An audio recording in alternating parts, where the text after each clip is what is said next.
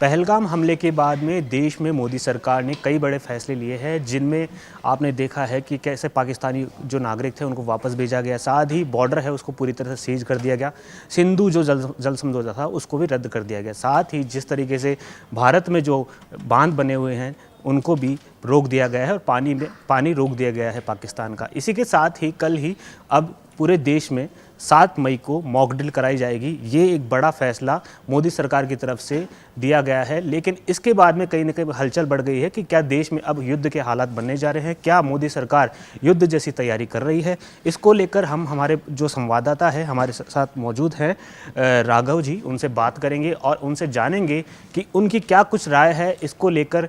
आखिर जो हालात बन रहे हैं, मॉक ड्रिल जैसी जो आदेश दिए गए हैं देश में कई राज्यों में जिनमें 244 जिले हैं उनमें मॉक ड्रिल कराई जाएगी, उसको लेकर क्या कुछ कहना है। राघव जी, ये जो फैसला लिया गया है सरकार की तरफ से, इसको लेकर आपकी क्या राय है? आखिर देश क्या युद्ध की तरफ बढ़ रहा है? जी देखिए, सबसे पहली बात तो ये कि जिस तरह की जो स्थितियां पैदा हुई है, जो पाकिस्तान ने जो आतंकवादी हमला जो रहा है पहलगाम के अंदर, जिस तरह की स्थितियाँ बदल हुई है, उसके बाद में जो है भारत की तरफ से सुरक्षा कदम जो उठाने चाहिए थे वो कदम जो है उठाए जा रहे हैं। और देखिए, एक युद्ध की स्थिति किसी देश के लिए आती है तो सबसे पहले ज़रूरी होता है उस चीज़ की प्रिपरेशन करना। लगभग हम बात करें तो 71 के बाद में जो है मॉक ड्रिल जैसा नाम एक बार फिर से संपूर्ण जनता के लिए हम जिसको कह सकते हैं वो अब सुनाई देने लगा है। हालांकि मॉक ड्रिल्स बीच बीच में भी होती है, इमरजेंसी सिचुएशन को काबू में करने के लिए जो एयरपोर्ट्स वगैरह पे पुलिस प्रशासन के द्वारा, अन्य प्रशासनों के द्वारा जो की जाती है वो हमेशा हम देखते थे। लेकिन सभी लोगों को एक साथ जिस मॉक ड्रिल के लिए कहा गया है वो 71 के बाद, तकरीबन 54 साल के बाद जो स्थिति पैदा हुई है उसके तहत जो है ये सब किया जा रहा है। एक मॉक ड्रिल करना और मॉक ड्रिल में किन किन बातों का ध्यान रखा जाता है वो सभी के लिए बहुत ज़रूरी होता है कि युद्ध की जो आपातकालीन स्थिति बन जाती है तो उसके लिए पहले से प्रिपेयर होना, ये सब ज़रूरी चीज़ें हैं। और केंद्र सरकार और गृह विभाग ने जो निर्देश जारी किए हैं उसका सभी को पालन करना चाहिए कि जब सायरन और हूटर बजाया जाता है, जैसे कि सायरन एक बार लंबा सायरन बजाया जाता है तो इसका मतलब जो आपातकालीन स्थिति है वो पैदा हो सकती है, उसका ये मतलब होता है सब सचेत हो जाइए। 2 बार जब हूटर बजाया जाता है, 2 बार सायरन बजाया जाता है, इसका मतलब कि हमला हो चुका है, अब जो सावधानियाँ बरतनी है वो सावधानियाँ। तो इनके बारे में सबको सजग करना, सबको जागरूक करना हर नागरिक को वो प्रशासन की ओर से जो है कल से 7 तारीख से जो है 7 मई से किया जाएगा। राजस्थान में 28 जिलों के अंदर, 28 शहरों के अंदर जो है इस तरह की प्रक्रिया करी जाएगी। और जहाँ तक अभी जो सिस्टम बताया गया है गृह विभाग की ओर से भी, और जो हमारे वॉलंटियर्स जो बता रहे हैं, जो भी न्यूज़ चैनल्स के अंदर भी चल रहा है कि जब ऐसी आपातकालीन स्थिति आती है और सायरन की आवाज़ आती है तो तुरंत प्रभाव से जो है पेट के बल लेटकर और अपने कानों को जो है पूरी तरह से बंद कर ले, ताकि बम जो धमाके होते हैं उनकी ध्वनि जो है कानों पे विपरीत प्रभाव न डाले। इसी के साथ में जो ब्लैकआउट की स्थिति है, जैसे कि 71 का जब युद्ध हुआ था भारत पाकिस्तान के बीच में, उस तरह की स्थितियां जो है सबने देखी थी कि सड़कों पे गड्ढे भी खोद दिए जाते थे, गड्ढों के अंदर बैठना पड़ता था ताकि बम गिरे तो जनहानि जो है वो कम से कम हो। इसके अलावा ब्लैकआउट, सभी जो लाइटें थी उन्हें ऑफ कर दिया जाता था। अब लेकिन चूँकि शहर काफ़ी बड़े हो चुके हैं, क्षेत्रफल की दृष्टि से हम बात करें, काफ़ी प्रचार प्रसार हो चुका है, काफ़ी चीज़ों का फैलाव हो चुका है, तो ऐसे में जो जनता है उनके सहयोग के बिना जो है कोई भी चीज़ नहीं हो सकती है। तो इसलिए जनता को जागरूक करने के लिए ब्लैकआउट का भी जो है प्रशिक्षण पूरा दिया जाएगा कि जब आपातकालीन स्थिति हो, हूटर बजे, सायरन बजे, तो उसके बाद में किस तरह का ब्लैकआउट करना है। अपने घरों के अंदर जो बिल्डिंग्स है जहाँ पे रह रहे हैं वहाँ पे सारी लाइट्स ऑफ करनी है। जो वाहन चला रहे हैं, वाहनों को चलाते समय भी अगर हूटर की आवाज़ आए तो उस समय भी जो है पूरी लाइट्स को ऑफ करना है। क्योंकि जब युद्ध की आपातकालीन स्थिति ऐसी बनती है तो सबसे पहले टारगेट किया जाता है शहरों को, क्योंकि शहरों के अंदर चकाचौंध लाइट्स वगैरह सारी चीज़ रहती है।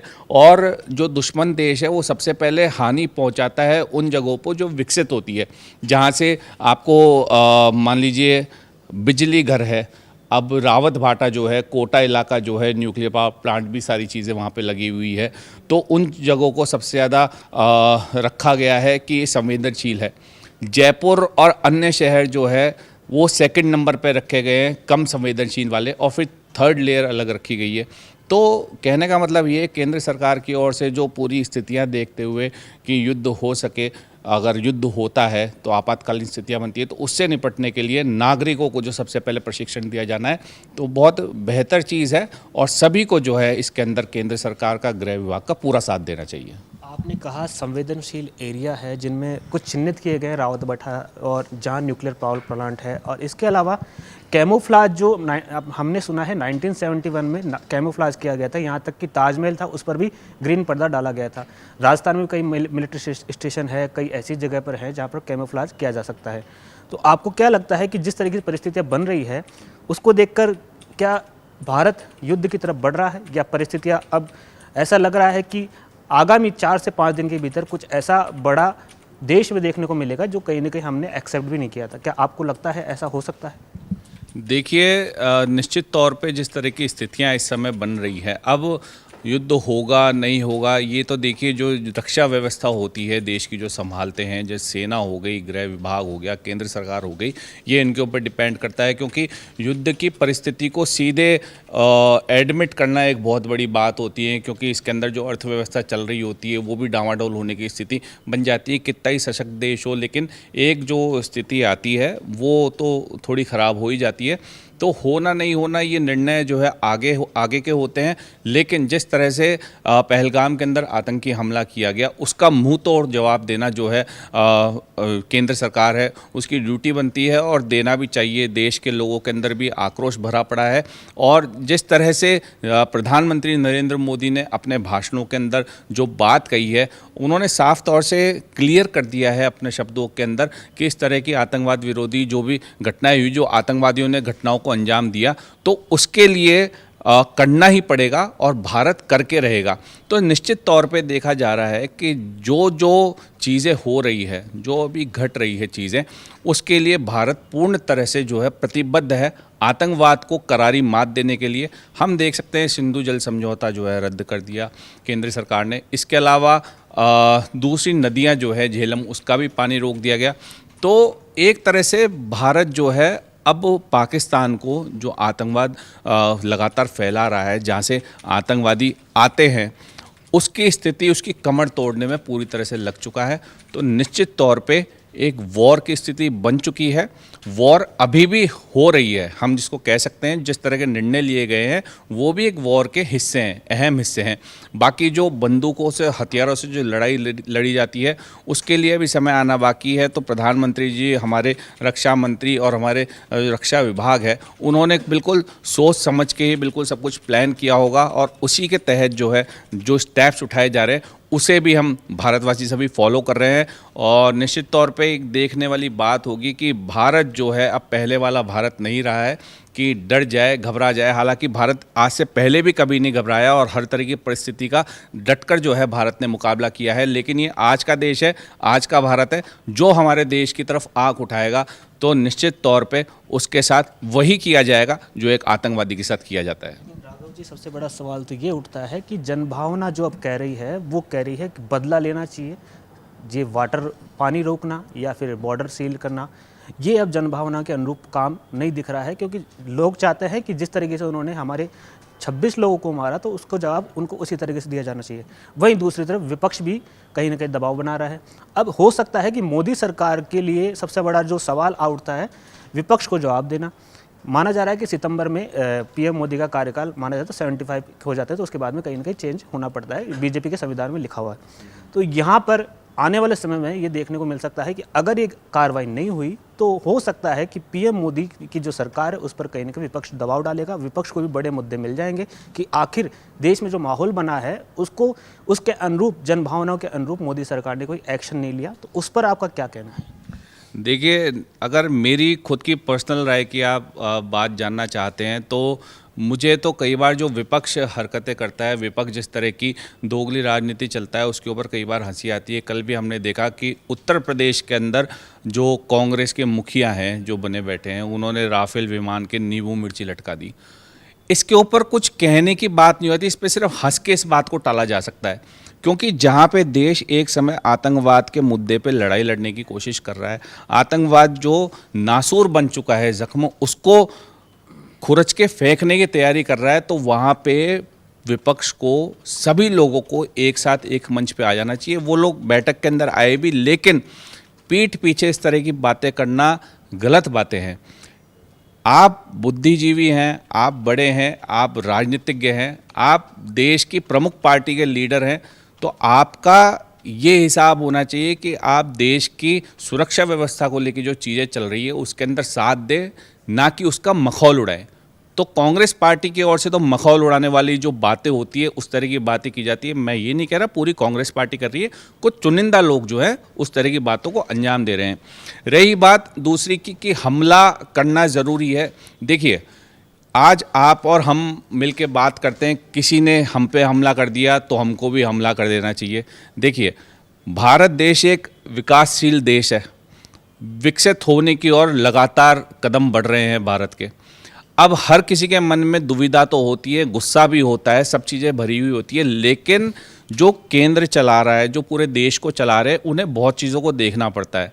वो अन्य संगठनों के सदस्य भी हैं, चाहे यूएनओ की बात की जाए, अन्य संगठनों की बात की जाए, सार्क देशों की बात की जाए, सब जगह जवाबदेही तय होती है, सब जगह जवाब भी देना पड़ता है। दबाव सभी का होता है, बिल्कुल बात मानता हूँ, लेकिन जो देश के हित में होगी चीज़, जो देश के लोगों के हित में चीज़ होगी, जो देश की लोक कल्याणकारी नीतियों के हित में होगी, उसी बात को लेके जो है फैसले लिए जाते हैं। युद्ध होना कोई हंसी मजाक नहीं है, युद्ध होना कोई नॉर्मल सी बात नहीं है, एक बहुत बड़ी बात है। ये पूरे विषय पे पूरे लोग जो हैं, हमारे बुद्धिजीवी लोग जो केंद्र सरकार के अंदर बैठे हैं, जो गृह मंत्रालय के अंदर बैठे हैं, वो लोग लगातार इस बात पे ही बातचीत कर रहे हैं, मीटिंग्स कर रहे हैं। जब सारे इसके जो हिस्से होंगे वो क्लियर हो जाएंगे, तो ही उसके बाद स्थिति निकल के आएगी कि युद्ध करना चाहिए या नहीं करना चाहिए। बहरहाल उससे पूर्व में जो भी सुरक्षा व्यवस्था संबंधित चीज़ें हैं, जो भी पूरे मापदंड है, उनको पूरे करते हुए जनता का क्या इसके अंदर एक्ट रहना चाहिए, जनता को उसका एक्ट समझाते हुए जो काम अभी केंद्र सरकार कर रही है वो तारीफ काबिल काम है। और जनता को भी, अन्य पार्टियों को भी, जो भी प्रमुख दल है, उनको भी इस समय स्थिति यही रखनी चाहिए कि केंद्र सरकार जो भी निर्णय ले रही है वो भारत के, भारतवासियों के हित में है, तो उनका पूरी तरह से साथ देना चाहिए। राघव जी का कहना है कि जिस तरीके से सरकार जो स्टेप ले रही है, उन पर सरकार का साथ विपक्षी पार्टियों और जो जनभावना है उनके अनुरूप लोगों को भी साथ देना चाहिए। और इन्होंने ये भी कहा कि युद्ध एक मात्र हल नहीं है, क्योंकि लगातार देश विकास कर रहा है, विकास जो जीडीपी है वो भी लगातार बढ़ रही है। अगर युद्ध में देश को झोंक दिया जाता है तो कहीं ना कहीं देश की आर्थिक प्रगति है वो भी रुक जाएगी। इसी के साथ हमारे साथ मौजूद है भावना, जो एंकर है, इनसे भी हम बात करते हैं। भावना, अगर युद्ध होता है तो किस तरीके से देखते हैं आप? क्योंकि माहौल जिस तरीके से बना है देश में, लगातार मॉक ड्रिल जैसी जो कल से मॉक ड्रिल भी स्टार्ट हो रही है, इसके अलावा कई बड़े स्टेप मोदी सरकार के द्वारा लिए गए हैं। साथ ही मिलिट्री के जो बड़े अधिकारी हैं उनकी मोदी से मुलाकात, पीएम मोदी से मुलाकात हुई। तो क्या अंदेशा लगाया जा सकता है कि देश किस ओर बढ़ रहा है? क्या युद्ध की तैयारी की जा रही है? आपका क्या कुछ कहना है?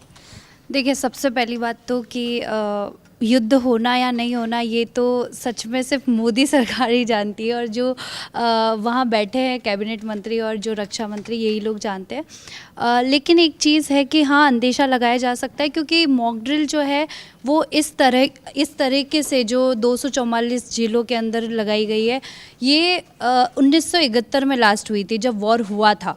तो इस चीज़ से अंदेशा लगाया जा सकता है कि वॉर हो भी सकता है, जिसकी काफ़ी चांसेस है। लेकिन मैं राघव जी से सहमत हूँ बिल्कुल कि वॉर कोई हंसी मजाक का खेल नहीं है। इससे जो हमारी डेवलपिंग कंट्री है उस पर बहुत ज़्यादा कहीं ना कहीं अफेक्ट होगा, और आगे भी यूएन को भी जवाब देना पड़ता है हर चीज़ का। लेकिन हाँ, जो हमारे साथ हुआ है, जो 26 लोगों की मौत हुई है पहलगाम के अंदर, जो हमला हुआ है, उसका जवाब देना भी बहुत ज़रूरी है। लेकिन जो उसके अंदर कदम उठाए गए हैं, जैसे कि इंडस वाटर ट्रीटी वाला जो कदम उठाया गया है, और भी जो सारे कदम उठाए जा रहे हैं, मुझे लगता है कि उसके बाद अगर कहीं ना कहीं उन्हें चेतावनी भी मिल रही है, वो भी एक बहुत बड़ी चीज़ है। भावना का भी यही कहना है, युद्ध एकमात्र हल नहीं है, क्योंकि विकासशील देश है, लगातार प्रगति की ओर बढ़ रहा है और देश जिस तरह से प्रगति कर रहा है तो हो सकता है उससे कहीं ना कहीं कुछ देश ऐसे भी हैं जो चाहते हैं भारत युद्ध करे और इस युद्ध में कहीं ना कहीं आगे बढ़े, क्योंकि लगातार प्रगति जो देखी जा रही है उससे कहीं ना कहीं कई देश चिंतित है। आसपास के जो देश हैं, जिन हम बात करें चाइना, वो भी नहीं चाहता कि देश प्रगति करे, क्योंकि जो चैन सिस्टम है, पूरा अमेरिका का जो चैन सिस्टम है पहले चाइना में था, उसके बाद में अब देखा जा रहा है कि जिस तरीके से ट्रेड वॉर शुरू हुआ उसके बाद में वो चैन सिस्टम कहीं ना कहीं भारत शिफ्ट होने जा रहा है। तो इससे कहीं ना कहीं जो चाइना है वो भी यही चाहेगा कि भारत युद्ध करे और उसकी जो विकास की प्रगति है वो रुक जाए, जो चैन सिस्टम आने वाला है भारत में वो रुक जाए। इसके साथ ही हमारे साथ और भी जो लोग हैं स्टूडियो में, उनसे बात करते हैं। हमारे साथ मोनिका मौजूद है जो एंकर है। मोनिका, आप भी लगातार इस खबर पर अपना जो बनाए हुए हैं, नज़र बनाए हुए हैं, क्या कुछ कहना है? मॉकड्रिल जैसे तो आदेश लागू कर दिए गए हैं, कल से मॉकड्रिल होने वाली है, लेकिन आपका क्या पॉइंट ऑफ व्यू है कि देश को युद्ध करना चाहिए, नहीं करना चाहिए? आम जन भावना क्या कहती है और आप भी एक आम जन भावना के तहत ही अपनी जो सुझाव है वो भी दीजिए। देखिए, जो पहलगाम का हमला हुआ है उसके बाद जो है भारत और पाकिस्तान के बीच तनाव कम होने के बजाय लगातार बढ़ता ही जा रहा है। ये तो आप सभी देख ही रहे हैं। लेकिन जो नरेंद्र मोदी जी के द्वारा जो है निर्देश दिए गए हैं मॉक ड्रिल को लेकर 8 मई को, तो उसके लिए मैं आपसे कहना चाहूँगी कि वो नागरिक सुरक्षा के हितों में है। और दूसरी चीज़ है कि 54 साल बाद जो है भारत और पाकिस्तान के बीच में युद्ध की एक बार फिर से स्थिति बनी है और भारत का कहीं ना कहीं एक महत्वपूर्ण और ठोस कदम है। तो भारत की ओर से तो युद्ध का शंखनाद हो चुका है, लेकिन पाकिस्तान भी कहीं ना कहीं अभी भी डर रहा है, उसमें डर है अभी भी। ठीक है, पाकिस्तान में भी डर है और मोनिका का यही कहना है कि जिस तरीके से देश में हलचल बढ़ी हुई है, लगातार मॉक ड्रिल जैसी जो आदेश सरकार की तरफ से दिए गए हैं, सिंधु जल समझौता हो या फिर कहीं ना कहीं एक जो बॉर्डर पर जिस तरह का सीज किया गया है, पाकिस्तानी को वापस भेजा गया है, यहाँ की जो एम्बेसी है पाकिस्तान की, वहाँ से भी कुछ स्टाफ कम किया गया है। साथ ही लगातार भारत के द्वारा अमेरिका, इजराइल और रूस से भी कहीं ना कहीं एक जंगी जहाज़ जल्द ही भारत को मिलने वाला है। तो तमाम जो समीकरण बन रहे हैं उससे कहीं ना कहीं देश को एक अंदाज़ा तो लग जा रहा है कि भाई देश में युद्ध की संभावना बढ़ गई है। मॉक ड्रिल तो एक आदेश है, वो हो सकता है, सामान्य तौर पर होती है मॉक ड्रिल, लेकिन जिस तरह की संभावना बढ़ रही है उसके बाद में यही लग रहा है कि देश आगे कहीं ना कहीं बड़ा रुख लेने वाला है। सेना भी पूरी तरीके से तैयार है, सेना को भी फ्री हैंड मोदी सरकार की तरफ से दे दी गया है। और हमारे जो सहयोगी थे उनसे हमने बात करी और देखा उनके भी विचार जाने कि आखिर देश को युद्ध की तरफ बढ़ना चाहिए, युद्ध में जाना चाहिए, नहीं जाना चाहिए। तमाम लोगों ने अपने विचार रखे। इसी के साथ हमारे साथ लगातार आप बने रहिए और जो पहलगाम अटैक है और लगातार जो परिस्थितियां बन रही है देश की, उस पर हम आपको अपडेट देते रहेंगे। कैमरा पर्सन केशव के साथ मैं हेमंत शर्मा, जयपुर।